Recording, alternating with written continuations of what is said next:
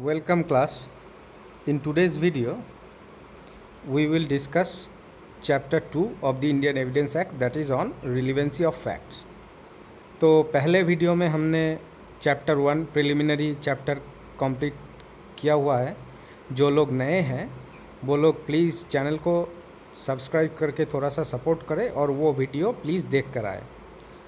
और अगर वो वीडियो आप नहीं भी देखना चाहते तो थोड़े से रिमाइंडर और रिकैप में हम लोग अगर जाए तो एविडेंस उस वीडियो में हमने क्या क्या डिस्कस किए थे ये थोड़े शॉर्ट में डिस्कस कर लेते हैं. कि एविडेंस एक्ट को दो पार्ट में डिवाइड किया जाता है. एक होते हैं part 1 that is on relevancy.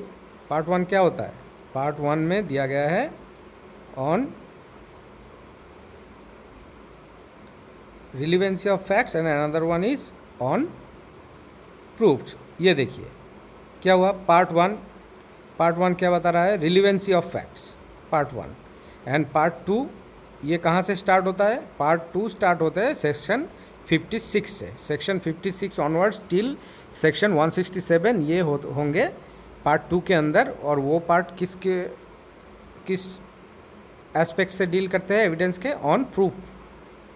तो चलिए आज हम सेक्शन 5 से पढ़ेंगे. लेकिन थोड़ा सा सेक्शन 1 हमने क्या पढ़ा था कि short title extend and commencement, मतलब इंडियन एविडेंस एक्ट की कमेंसमेंट डेट कौन सी है. It extends to the whole of India, मतलब इसकी एक्सटेंड कितनी तक है. और शॉर्ट टाइटल मतलब इस एक्ट को क्या बोला जाएगा? Indian evidence act 1872. ये सब कुछ हमने बोला था. और it applies only to judicial proceeding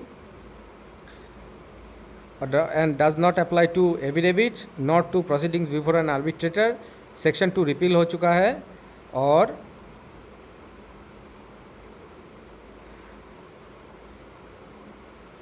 interpretation clause में हमने डेफिनेशंस को पूरी तरीके से डिस्कस किए थे. और सेक्शन 4 में हमने पढ़े थे क्या? शैल presume, may presume, shell presume and conclusive proof.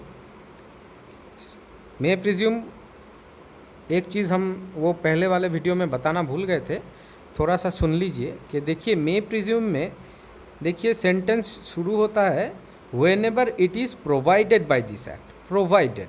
अब आइए शैल प्रिज्यूम में. शैल प्रिज्यूम में when ever it is directed. ये जो प्रोवाइडेड है इसी में इसकी डिस्क्रिशनरी पावर को आपको समझ लेना पड़ेगा. When ever it is provided. And shall presume में देखिए प्रोवाइडेड नहीं है ओनली, इट इज़ डायरेक्टेड, मतलब this is a mandatory provision. और डिटेल में हम इस वीडियो में नहीं जाएंगे, वो थोड़ा आप दूसरे वाले वीडियो से देख लीजिए जी. और क्या है? Conclusive proof. And when one fact is क्या कहा गया है कि डिक्लेयर्ड. तो मे प्रिज्यूम में प्रोवाइडेड है, शैल प्रिज्यूम में डायरेक्टेड है, और कंक्लूसिव प्रूफ में क्या कहा गया है? Declared by this act. तो ये तीनों कीवर्ड है इन shall presume, may presume and conclusive proof में डिफरेंस करने के लिए. ये थोड़ा सा याद रखिएगा. तो क्या होगा, पूरा शैल presume, may presume and conclusive proof का जो कॉन्सेप्ट है वो आपको बहुत अच्छे तरीके से याद रहेंगे. अब चलिए आज की जो क्लास है वो है सेक्शन 5 ऑनवर्ड्स. तो चैप्टर क्या है? On relevancy of facts. अब देखिए ये जो चैप्टर 2 है ये ऑन रिलीवेंसी ऑफ फैक्ट्स कहा गया है. ये किससे डील करेगा? जब हमने पढ़े कि हम लोग जब क्लॉज 3 पढ़ रहे थे, मतलब कि इंटरप्रिटेशन क्लॉज सेक्शन 3 हम जब पढ़ रहे थे तो वहाँ पर क्या बताया गया कि which facts are relevant? Those facts which are declared to be relevant by the sections of this act, that is 5 to 55. ये बताया गया था वहाँ पर. अब हम आ गए हैं इसीलिए कहाँ पर? रिलीवेंसी ऑफ फैक्ट्स पर. अब देखिए सेक्शन 5 क्या बताता है कि एविडेंस में be given of facts in issue and relevant facts. तो एविडेंस में be given in any suit और प्रोसीडिंग ऑफ द एग्जिस्टेंस और non existence of every fact in issue. अब फैक्ट इन इशू क्या है ये हमने डिस्कस किया हुआ है. Fact in issue means the ultimate point at which the parties are at difference. मतलब विवाद का जो मेन मुद्दा है उसी को फैक्ट इन इशू कहते हैं। तो एविडेंस में be given in any suit और प्रोसीडिंग, मतलब कि सिविल और क्रिमिनल प्रोसीडिंग कुछ भी हो सकता है, ऑफ द एग्जिस्टेंस और non existence of every fact in issue, मतलब वो जो फैक्ट इन इशू है वो एग्जिस्ट करता है या नहीं करता है इसके बारे में एविडेंस दिया जा सकता है।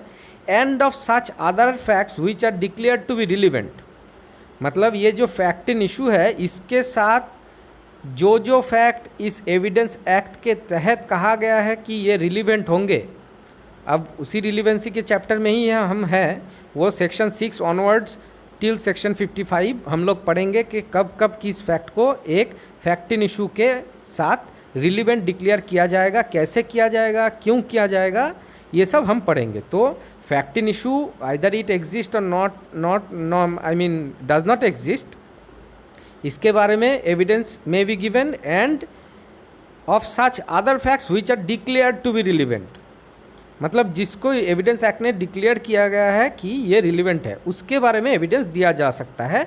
एंड ऑफ नो अदर्स, मतलब इन दो चीज़ों के अलावा fact in issue and relevant facts, इन दो चीज़ों के छोड़ के किसी भी और मुद्दे पर और सब्जेक्ट के ऊपर और इशू के ऊपर एविडेंस नहीं दिया जा सकता है कोई भी प्रोसीडिंग में। अब देखिए नोट यहाँ पर क्या लिखा गया है कि this section shall not enable any person to give evidence of a fact which he knows is disentitled to prove by any provision of the law for the time being in force relating to civil procedure, मतलब अब यहाँ पर कहा तो गया है कि fact in issue and relevant fact सिर्फ ये दो चीज़ ही है जिनके बारे में एविडेंस दिया और लिया जा सकता है, इतना तो बताया गया है। लेकिन अब नीचे नोट देकर इतना भी बता दिया गया कि ये जो सेक्शन हमने अभी पढ़े, ये सेक्शन किसी भी तरीके से ऐसे कोई फैक्ट के बारे में एविडेंस देने का परमिशन नहीं देता है जिसके बारे में एविडेंस देने से किसी व्यक्ति को bye this act or by any other law for the time being in force restricted किया गया है। अब ये हम इलस्ट्रेशन पढ़ेंगे तो पिक्चर पूरा क्लियर हो जाएगा। आप बने रहिए, सिर्फ क्लास के साथ बने रहिए, और कुछ अगर क्वेश्चंस आपके हो तो प्लीज़ कमेंट सेक्शन में लिख दीजिएगा। हम नेक्स्ट क्लास के शुरुआत में ही उस क्वेश्चन के आंसर करके उसके बाद क्लास को स्टार्ट करेंगे। वीडियो का मतलब किसी भी वक्त पर अपलोड हो आप तो देखेंगे ही, तो समझ लीजिएगा कि आपने अगर किसी वीडियो के नीचे किसी भी मतलब कि एविडेंस क्लास के वीडियो के नीचे एविडेंस का क्वेश्चन जितना तक पढ़ाया जा रहा है उसके बारे में, उससे ज़्यादा मतलब कि दूसरे सेक्शंस के बारे में जब हम वो सेक्शन पढ़ेंगे तब क्वेश्चन कीजिएगा, तो आपको भी मतलब सुविधा होगी और मुझे भी सुविधा होगी। तो आप लोग काइंडली क्वेश्चन वहाँ पे लिख दीजिएगा। मैं नेक्स्ट एविडेंस क्लास के आज का ये जो क्लास चल रहा है इस क्लास में हम जितना तक हो सके पढ़ेंगे, उसके बाद आप लोग जब वीडियो देखेंगे तो कहीं पर भी कोई अगर क्वेश्चन आपके माइंड में अराइज करे तो क्वेश्चन काइंडली कमेंट बॉक्स में लिख दीजिएगा। नेक्स्ट एविडेंस क्लास जो हम करेंगे सॉरी, तो उस क्लास में हम लोग पहले आपके क्वेश्चन का आंसर एड्रेस करेंगे, उसके बाद क्लास स्टार्ट करेंगे। तो चलिए, हम सेक्शन 5 पढ़ रहे थे। Section body of the section हमने पढ़ लिया है कि only fact in issue and relevant fact के बारे में एविडेंस एड्यूस किया जा सकता है किसी भी सूट या फिर प्रोसीडिंग, यानी कि सिविल और क्रिमिनल प्रोसीडिंग में। एंड ऑफ नो अदर्स, मतलब और किसी चीज़ के बारे में एविडेंस एड्यूस नहीं किए जा सकते।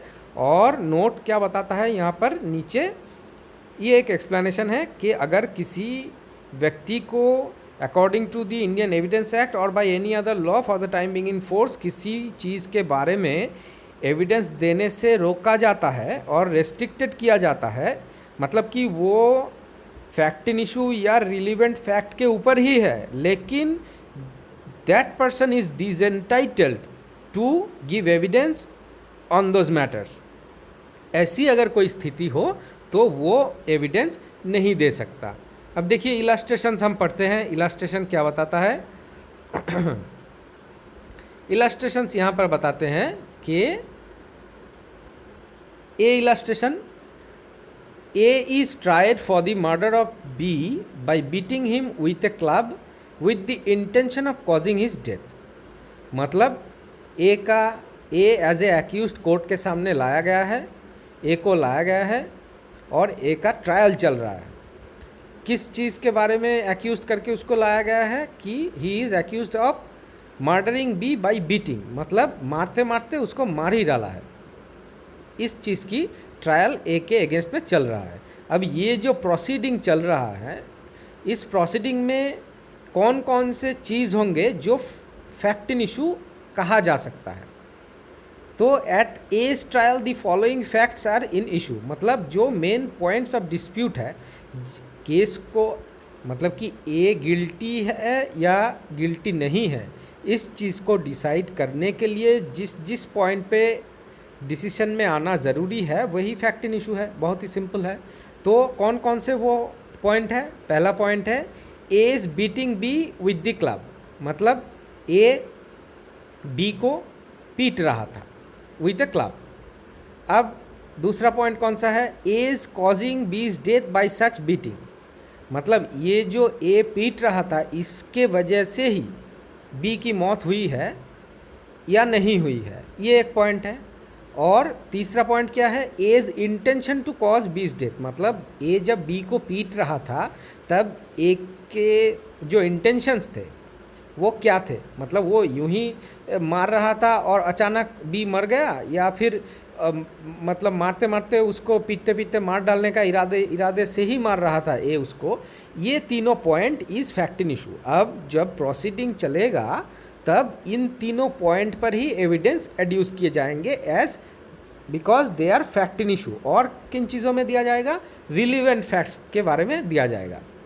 अब रिलीवेंट फैक्ट्स कौन होंगे, कैसे होंगे, वो हम सेक्शन 6 ऑनवर्ड्स पढ़ेंगे। अब चलिए इलस्ट्रेशन बी थोड़ा सा पढ़ लेते हैं। सेक्शन 5 इलस्ट्रेशन बी क्या कहता है कि a suitor does not bring with him and have in readiness for production at the first hearing of the case a bond on which he relies, मतलब कि एक सिविल सूट हुआ है जहाँ पर जिसने मुकदमा दायर किया है, मतलब जिसने लिटिगेशन फाइल किया है, जो प्लेंटिफ है, वो जिस डॉक्यूमेंट के ऊपर बेस करके ये सूट को फाइल किया है वो documents eight the first hearing of the case नहीं लाए। मतलब आप अगर किसी दूसरे व्यक्ति के खिलाफ एक सिविल सूट दायर करते हैं तो जिस डॉक्यूमेंट के ऊपर बेस करके आप उस दूसरे व्यक्ति के अगेंस्ट के सिविल सूट दायर करेंगे तो वो डॉक्यूमेंट तो at the hearing of the proceeding, I mean first hearing of the suit, आपके पास तो होना चाहिए for the inspection of the court, because that is the main evidence you have in your possession. तो अगर यही आपके पास ना रहे तो कॉन्सिक्वेंसेस क्या होंगे। This section does not enable him to produce the bond or prove its contents at a subsequent stage of the proceeding otherwise than in accordance with the conditions prescribed by the code of civil procedure. मतलब according to section 5 of the Indian evidence act, अगर आपके पास at the first hearing of the suit the document on which you are relying, वो अगर आपके पास मतलब within your position and readiness to produce for the inspection of the court अगर आपके पास नहीं है तो according to section 5 of the Indian evidence act वो डॉक्यूमेंट आप बाद में एज एन एविडेंस एड्यूस नहीं कर सकते। मगर ये किसके तहत है, ये सिर्फ according to section 5 of the Indian evidence act, इसके तहत है। लेकिन अब देखिए अगर ऐसा भी तो हो सकता है कि ओरिजिनल डॉक्यूमेंट किसी के पास ना हो, सच्ची में ही ना हो, लेकिन अगर उसके पास डॉक्यूमेंट नहीं है तो वो एज ए प्लेंटिफ कोर्ट के सामने कभी नहीं आ पाएगा, ऐसा नहीं है, आ पाएगा।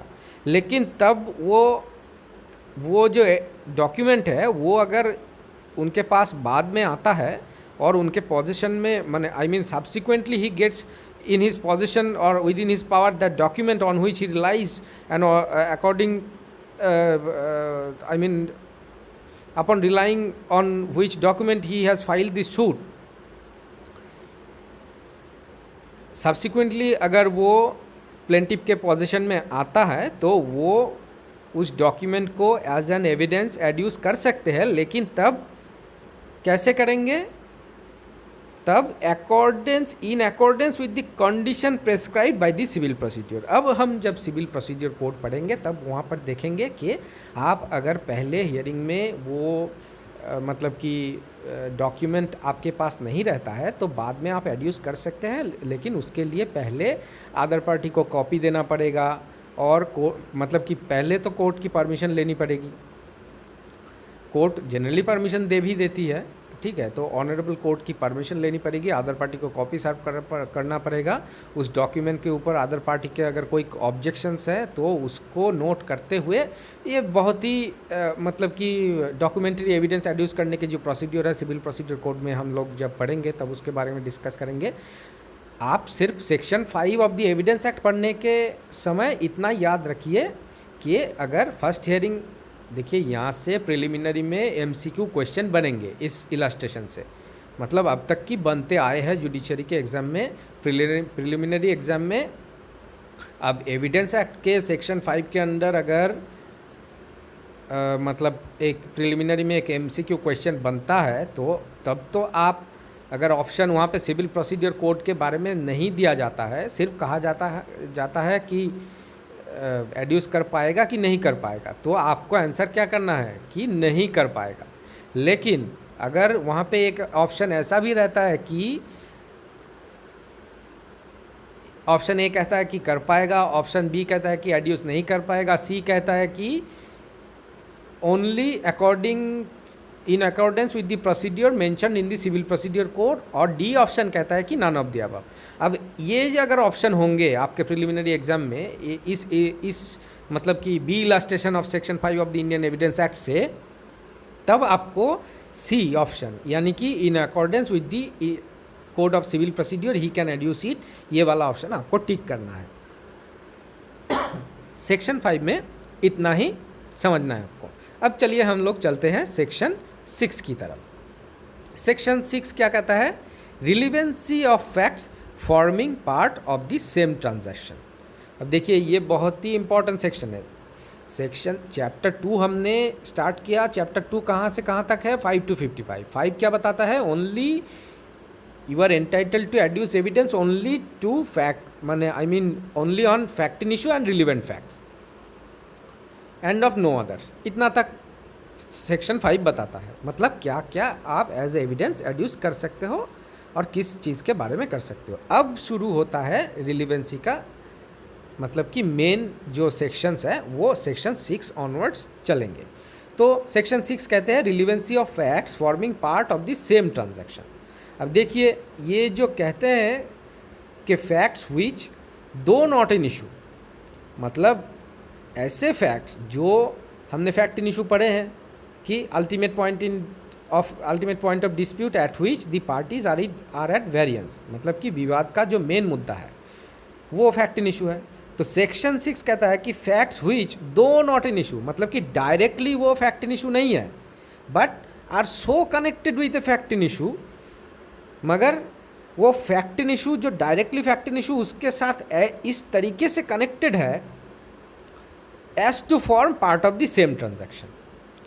मतलब वो जो सीरीज ऑफ ट्रांजैक्शन, एक घटना जब घटती है तो सिर्फ वो घटना आइसोलेशन में तो नहीं घटेगा, उसके साथ साथ बहुत सी चीज़ें घटेंगी।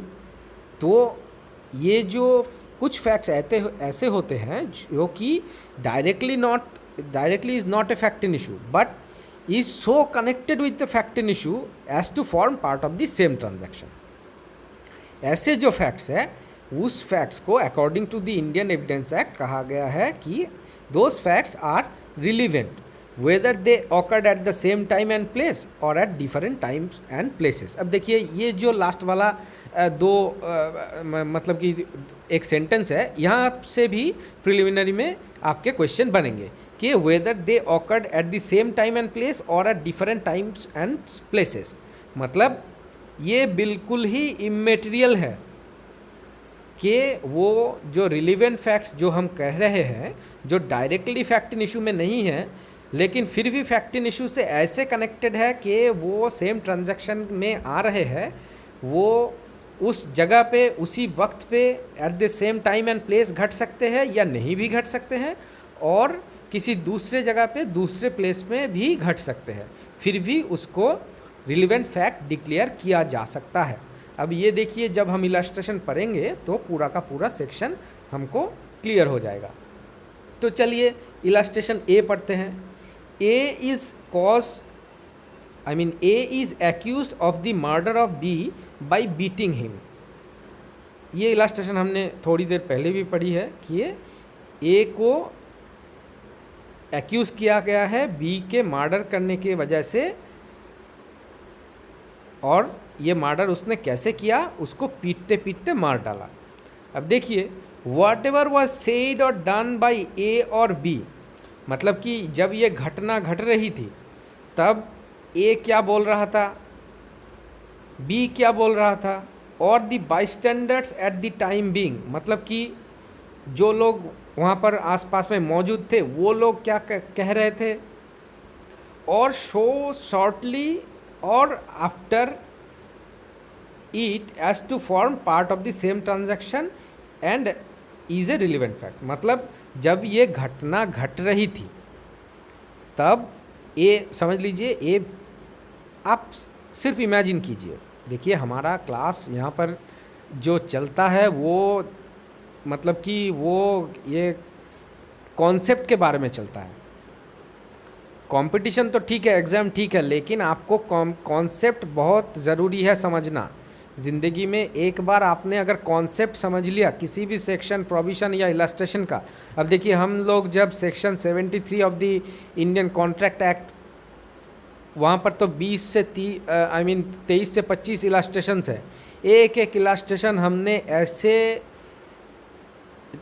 मतलब कि डिस्कस किए हुए हैं कि स्टूडेंट्स कह रहे हैं कि पूरे मतलब कि पूरा क्लियर हो गया है।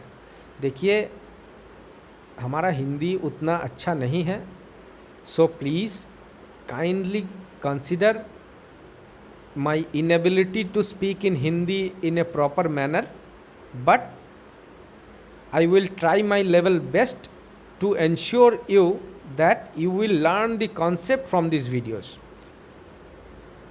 तो चलिए, जिस डिस्कशन में हम थे इलस्ट्रेशन ए, तो अब थोड़ा सा इमेजिन कीजिए कि ए को कोर्ट में लाया गया है, ए के अगेंस्ट में एलिगेशन है कि उसने बी को पीटते पीटते मार डाला है।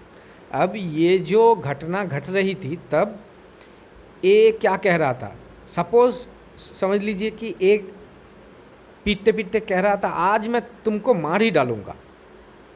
अब यहाँ से क्या पता चलता है उसका इंटेंशन क्या है, क्योंकि जब हम फैक्ट इन इशू सेक्शन 5 में जब इलस्ट्रेशन पढ़ रहे थे तो वहाँ पर क्या क्या इलस्ट्रेशन के नीचे फैक्ट इन इशू में थर्ड पॉइंट क्या था, as intention at the time of beating. तब अगर कोई आदमी किसी को पीटते वक्त कहे मुंह से अपने चीखते चिल्लाते हुए आज मैं तुमको मार ही डालूंगा, तब तो ये पूरा का पूरा क्लियर है कि उसका इंटेंशन था उसको मार डालने का। मगर अगर कुछ ना कहे तो इंटेंशन को हमको फैक्ट्स एंड सर्कमस्टेंसेस से गैदर करना पड़ता है। तो ये एक मतलब कि ये जो कह रहा था वो ऐसे तो रिलेवेंट नहीं है, मतलब कि फैक्ट इन इशू नहीं है। फैक्ट इन इशू क्या है, A caused B is murder by beating him.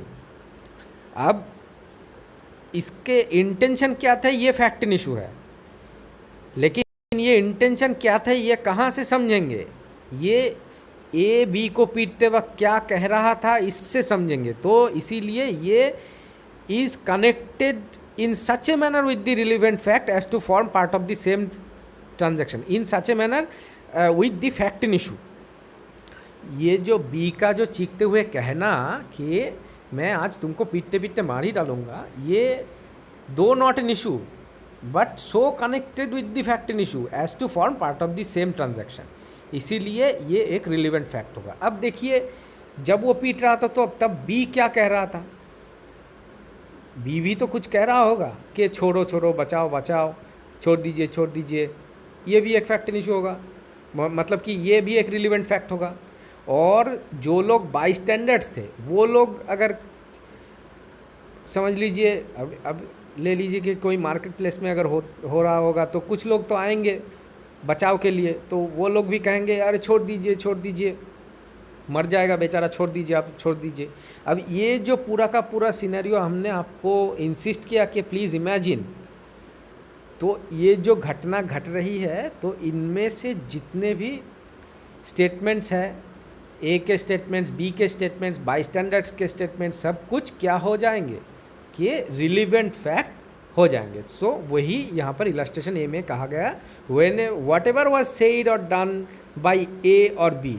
अब देखिए, ओनली क्या कहा गया वो नहीं है, क्या किया गया, मतलब सेड और डन बाई ए और बी और बाई दी बाई स्टैंडर्ड्स। और बाई स्टैंडर्ड्स ने क्या क्या किए, मतलब धर पकड़ करके अगर उन्होंने दोनों को रोक दिया, बचाने की कोशिश की, ये सब अगर हुआ, और सो शॉर्टली एंड आफ्टर, मतलब उस घटना जब घट रहा था तब, और उसके कुछ ही देर बाद, और उसके बाद तक। अब देखिए, घटना घट रहा है सपोज 1 तारीख को, 1 तारीख के 9 बजे, तो 9 बजे जब घटना घट रहा है तब का तो रिलेवेंट ये तो ऐसे भी पता चल रहा है, लेकिन 9 से घटना, मतलब उस जब ए ने उसको छोड़ दिया मरने की हालत में, तब बाई स्टैंडर्ड्स लोग उसको जल्दी जल्दी अस्पताल लेकर गए। ये सब जो घटना घट रही है, ये 9 से 10 बज गए हैं, लेकिन ये भी रिलेवेंट फैक्ट होंगे। लेकिन कितने तक होंगे, सेम ट्रांजैक्शन कितने तक होंगे, ये भी एक प्रॉक्सिमिटी ऑफ टाइम का एक हिसाब है यहाँ पर। अब 1 तारीख की जो वहाँ पर जो इंसिडेंट चल रहा था, उसकी जो प्रॉक्सिमिटी ऑफ टाइम को कितने तक स्ट्रेच किया जा सकता है, उसको हॉस्पिटल में एडमिट करने तक का आप ले जा सकते हैं, कि या फिर पुलिस ऑफिसर के आने तक का हॉस्पिटल में उसके स्टेटमेंट लेने के लिए, ठीक है, उतना तो ठीक है। लेकिन 1 तारीख में जो घटना घट रहा है, उसको अगर आप कहे कि 5 तारीख तक उसी घटनाक्रम में सब कुछ घट रहा है, तो हर एक केस में ये नहीं होगा, ये नहीं होगा, ये हम नहीं कह रहे हैं, लेकिन केस टू केस वेरी करेगा। तो इस तरीके से रिलीवेंट क्या होंगे क्या नहीं होंगे डिसाइड किए जाएंगे। तो हम यहाँ पर रेस जस्टी का जो प्रोविजन है, मतलब कि सेम ट्रांजैक्शन, थिंग्स सेड और done in the course of same transaction, उसी को रेस जस्टी कहते हैं। तो ये गया आपका इलस्ट्रेशन ए। अब इलस्ट्रेशन बी पढ़ते हैं, क्या कह रहा है। A is accused of waging war against the government of India by taking part in an armed insurrection in which property is destroyed, troops are attacked and goals are broken open.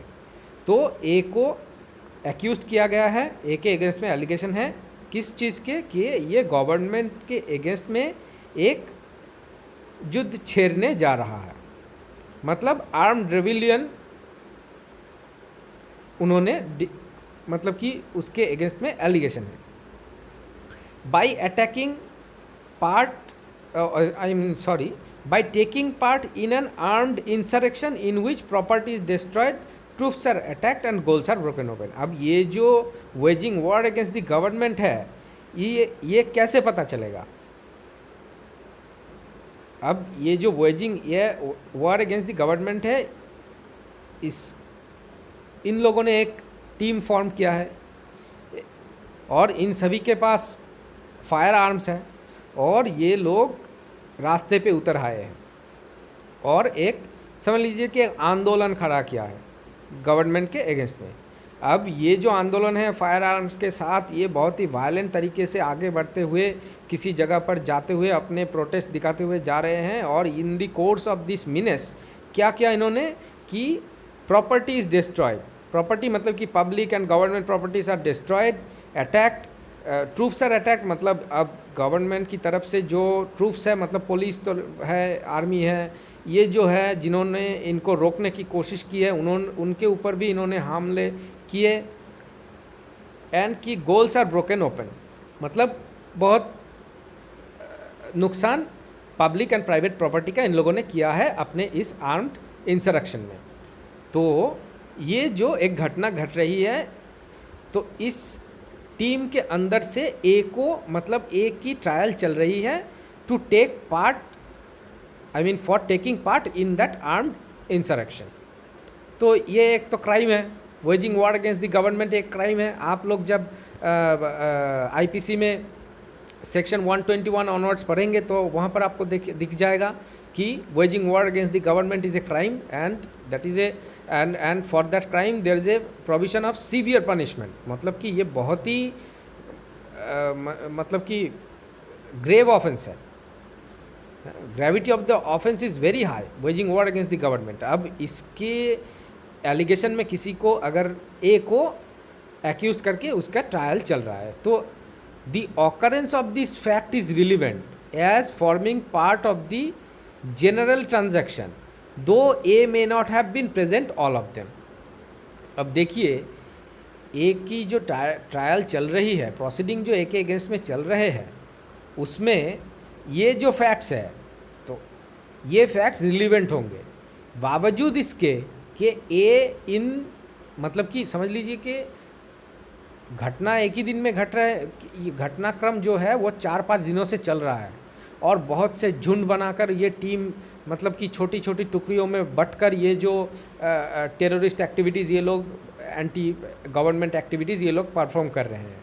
अब जिस टुकड़ी ने, ये terrorist की जिस टुकड़ी ने ये सब, ये प्रॉपर्टी और गवर्नमेंट प्रॉपर्टी को डिस्ट्रॉय किया है, और ये मतलब कि ट्रूप्स यानी कि पुलिस और आर्मी के ऊपर हमले बोल दिए, और ये जो गोल्स आर ब्रोकन ओपन, ये सब कांड जो इन्होंने किए हैं, जिस टुकड़ी ने किए हैं इस टेररिस्ट ग्रुप के, मतलब कि ये जो आर्म्ड रेविलियन कर रहे हैं, इनके ग्रुप के जिस टुकड़ी ने किए हैं, उसमें ए प्रेजेंट नहीं था, ए कहीं और पर था। फिर भी क्योंकि ये पूरा का पूरा जो घटनाक्रम घट रहा है उसी का ही पार्ट है, इसीलिए ए के अगेंस्ट में भी इसको एक रिलेवेंट फैक्ट लिया जाएगा, बावजूद इसके कि ए उस पूरे, मतलब कि इस घटना, ये घटनाएं जब घट रही थी उनमें ए फिजिकली प्रेजेंट नहीं थे, फिर भी वो रिलेवेंट फैक्ट होंगे ए के ट्रायल में। तो अब चलिए इलस्ट्रेशन सी क्या कहता है, A sues B for libel content in a letter forming part of a correspondence. मतलब ए ने बी के अगेंस्ट में एक सिविल लिटिगेशन फाइल किया है, किस बारे में, लाइबल क्या होता है, डिफामेशन। डिफामेशन कितने तरीके के होते हैं, 2 तरीके के होते हैं। क्या क्या होते हैं, एक होते हैं स्लैंडर और एक होते हैं लाइबल। स्लैंडर कौन से होते हैं, जो ट्रांजिएंट फॉर्म में होते हैं, मतलब जो परमानेंट इन नेचर नहीं होते हैं, टेम्पुररी होते हैं, मतलब स्पोकन वर्ड्स, साइंस, जेस्चर्स, ये सब स्लैंडर के अंदर आता है। और लाइबल कौन से होते हैं, जो परमानेंट फॉर्म में होते हैं, मतलब कहीं जगह पर कुछ लिखना टेम्पुररी नहीं है, ये परमानेंट इन नेचर है।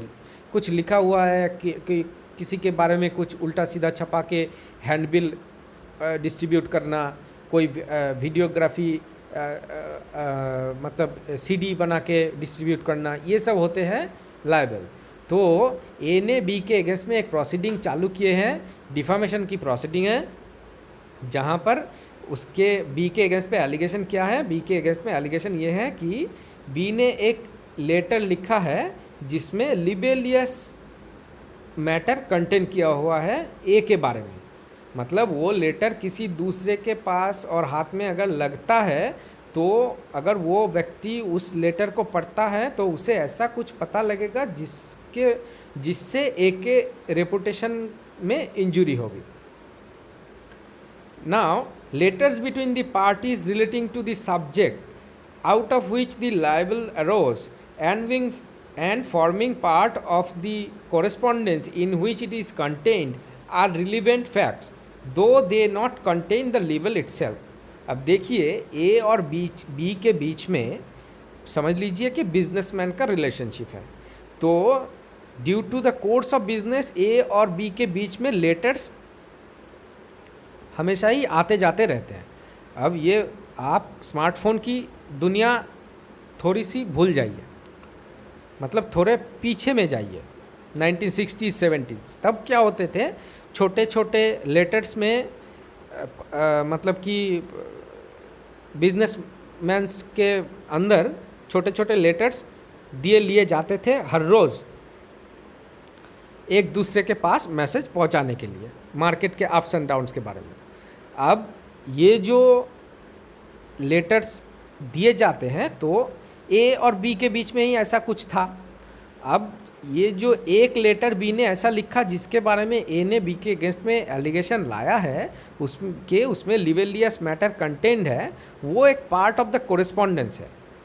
अब ये जो बी ने वो लेटर ए को ही लिखा है, किसी और को नहीं लिखा है, और पार्ट ऑफ द कोरिस्पोंडेंस में कोई और आता है कि नहीं आता है, ये सब को समझने के लिए ये सब मतलब कि सिर्फ ए के फेवर में ही आप नहीं सोचिए, बी के फेवर में भी कभी कभी सोचिए, क्योंकि जब एक प्रोसीडिंग चालू होता है तब आपको दोनों ही तरीके से देखने हैं, प्लेंटिफ के साइड से भी देखने हैं, डिफेंडेंट के साइड से भी देखना है, तभी आपको पूरा का पूरा समझ आएगा। अब कोरेस्पॉन्डेंस अगर है, मतलब एक अगर कहता है कि ये लेटर मुझे ही लिखा गया है, पार्ट ऑफ द कोरेस्पॉन्डेंस, ये एक, क्योंकि हम दोनों के बीच में लेटर आते जाते रहते हैं, और इसी फैक्ट पे बी भी अपना डिफेंस ले सकता है कि क्योंकि सिर्फ ये लेटर उसी को लिखा गया है तो मुझे ये पता था कि ये कोई और नहीं पढ़ेगा, क्योंकि ये पार्ट ऑफ द कोरेस्पॉन्डेंस है और ये सिर्फ ए को ही खोलना है, ए को ही पढ़ना है। तो एक ही फैक्ट पे देखिए बी ने भी डिफेंस ले लिया। तो इसीलिए कह रहे हैं कि दोनों एस्पेक्ट से, from the aspect of plaintiff and from the aspect of plaintiff and from the aspect of defence of the defendant, दोनों एस्पेक्ट से आप समझिए, पर्सपेक्टिव को समझिए, तभी क्लियर होंगे। तो बी भी डिफेंस ले सकता है। अब ये जो हमने कहा कि और कोई नहीं पढ़ेगा, क्यों ये और किसी का पढ़ना या ना पढ़ना इतना इम्पोर्टेंट क्यों हुआ? क्योंकि डिफामेशन के लिए publication of the defamatory statement is necessary. अब बी कोई स्टेटमेंट अगर लिखता है और उसका इंटेंशन होता है कि ये पार्ट ऑफ द कोरेस्पॉन्डेंस है, जिस लेटर को सिर्फ यही खोलेंगे और यही पढ़ेंगे, तो फिर पब्लिकेशन तो नहीं होता है, हो रहा है।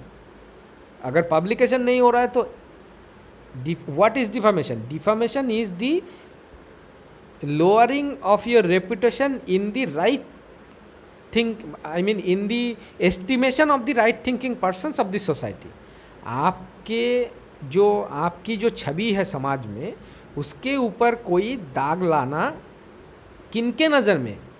समाज में रहते हुए और आसपास में जो लोग हैं जिनकी ओपिनियन आपके बारे में, ओपिनियन आपको मैटर करता है।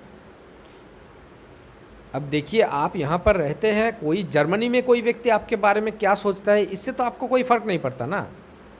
लेकिन वही डिफामेंटरी मैटर अगर आपके आस पड़ोस में किसी के बारे मतलब किसी के पास में पब्लिश किया जाता है, और वो व्यक्ति अगर आपके बारे में तो उल्टा गलत सोचना शुरू करता है, तब तो आपको फ़र्क पड़ेगा। इसीलिए publication is necessary in the estimation of the right thinking persons of the society. अब देखिए, हमने जो इलस्ट्रेशन के तौर पर जो बताए वो पर्सनल नेचर का था, लेकिन अगर समझ लीजिए कि एक बिजनेस ग्रुप है टाटा, अब ये तो कोई आपके रिलेटिव या आस पड़ोस में सीमित नहीं है। टाटा के बारे में अगर कोई डिफामेंटरी मैटर कोई पब्लिश करता है तो वो तो मतलब कि मार्केट में उसके वैल्यू गिरा सकती है डिफामेंटरी मैटर, तो इसीलिए उसका रेपुटेशन इंजर हो सकता है। इसीलिए जो करेंगे, आई मीन ये डिफामेंटरी मैटर अगेंस्ट टाटा इंडस्ट्रीज़ अगर कोई पब्लिश करता है तो उसके अगेंस्ट में टाटा जो इंडस्ट्रीज़ है वो डिफामेशन प्रोसीडिंग लॉन्च कर सकते हैं। इतना सिंपल है मैटर, ठीक है। तो देखिए, तो ये forming part of a correspondence in which it is content.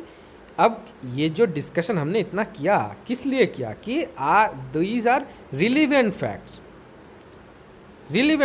दो they not contain the label itself. अब देखिए, जब प्रोसीडिंग होंगे तो ये जो पार्ट ऑफ द कोरेस्पॉन्डेंस हम लोग बार बार कर रहे हैं, ये क्या मतलब है? मतलब कि ए बी अगर डिफेंस ले तो बी तो ये दिखाना पड़ेगा कि पहले भी हमने बहुत से लेटर भेजे हैं और वो जो लेटर्स थे वो सिर्फ ए के पास ही गए, ए ने ही खोले, ए ने ही पढ़े, और कोई दूसरा व्यक्ति इस बीच में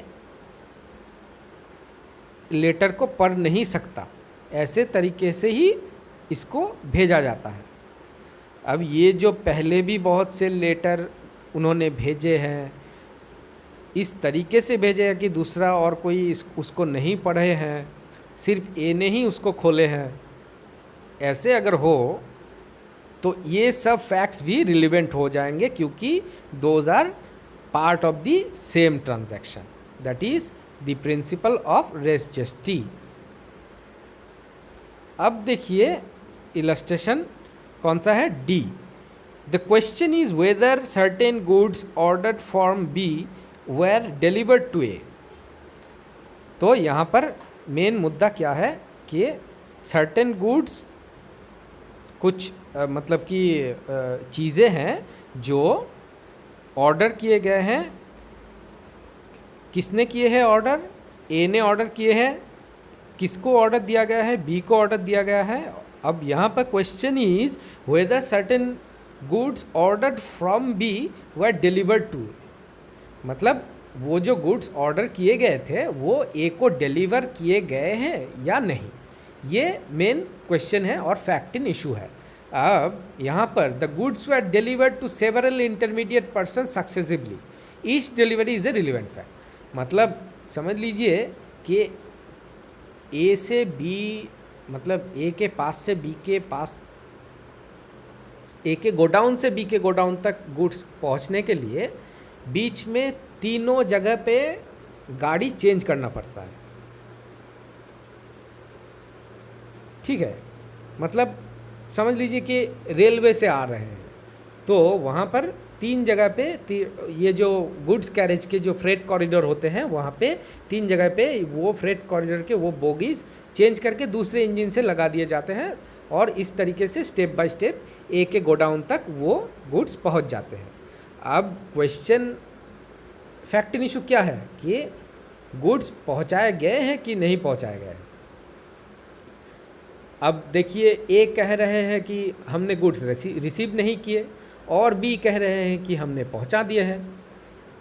अब ये जो डिस्प्यूट अराइज किया है इस सिचुएशन में, तो बीच में जो तीन जगह है 1 2 3, इस तीन जगह में गाड़ी जो वो जो कंटेनर है उसको हर एक बार दूसरे इंजन के साथ जोड़े जाने का जो रिकॉर्ड है,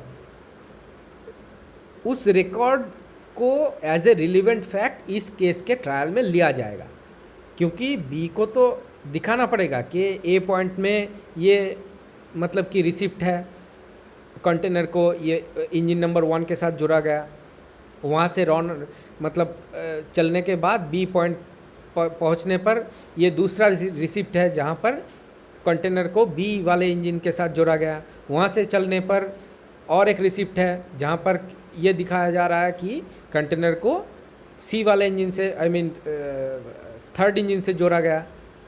अब थर्ड इंजन वहाँ से ए के गोडाउन तक जाते हैं, बीच में इंटरमीडिएट और कोई स्टेशन या कुछ इंटरमीडिएट ब्लॉकेज नहीं आते हैं।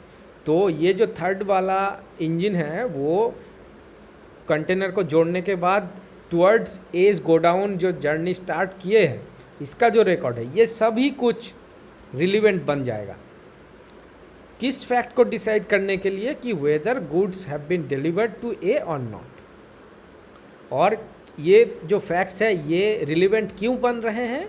क्योंकि ट्रांजैक्शन कब शुरू हुआ? जब गुड्स बी को ऑर्डर दिए गए गुड्स, तब ट्रांजैक्शन शुरू हुआ। और ये ट्रांजैक्शन ख़त्म कब होंगे? ये ट्रांजैक्शन ख़त्म होगा जब गुड्स ए को डिलीवर किया जाएगा।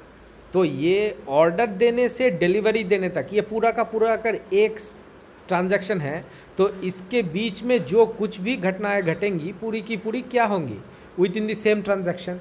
This is the principle of res gestae. That's why these facts और intermediate facts are relevant according to the section 6 of the Indian evidence act. आशा करते हैं कि आपको हम समझा पा रहे हैं। काइंडली थोड़ा सा लाइक, कमेंट और सब्सक्राइब करके अपना सपोर्ट दिखाइएगा, तो हमें भी थोड़ी मतलब कि उत्साह मिलती है। अच्छा लगता है पढ़ाना, इसीलिए मतलब वीडियोस अपलोड करते रहते हैं। तो आ जाइए, कुछ ना कुछ तो सीखेंगे हम लोग, सब मिलके कुछ ना कुछ ज़रूर सीखेंगे। और लॉ के स्टूडेंट हैं, अगर आप लॉ के स्टूडेंट हैं तो ये बात हमेशा ध्यान में रखिएगा कि कितना भी बड़ा लॉयर हो, प्रोफेसर हो, कुछ भी हो, लेकिन मतलब सिर्फ लॉ नहीं है, कोई भी सब्जेक्ट है, ये बात स्टूडेंट्स हमेशा ध्यान में रखिएगा कि हम लोग जो ये एकेडमिक्स में जितने भी लोग हैं और प्रोफेशन में, एडुकेशन में जितने भी लोग हैं, सभी लोग हम लोग के लाइफ लॉन्ग हम लोग स्टूडेंट्स ही हैं। मतलब पहले हम कॉन्सेप्ट क्या था कि टीचर का स्टूडेंट होता है, लेकिन टीचर की स्टूडेंट होते सिर्फ टीचर के स्टूडेंट नहीं होते, ऊपर में आकर जब आप हायर स्टडीज़ करते हैं तो स्टूडेंट्स होते हैं उस सब्जेक्ट्स के, और ये जो स्टूडेंट्स होते हैं ये मरते दम तक स्टूडेंट्स ही रहते हैं।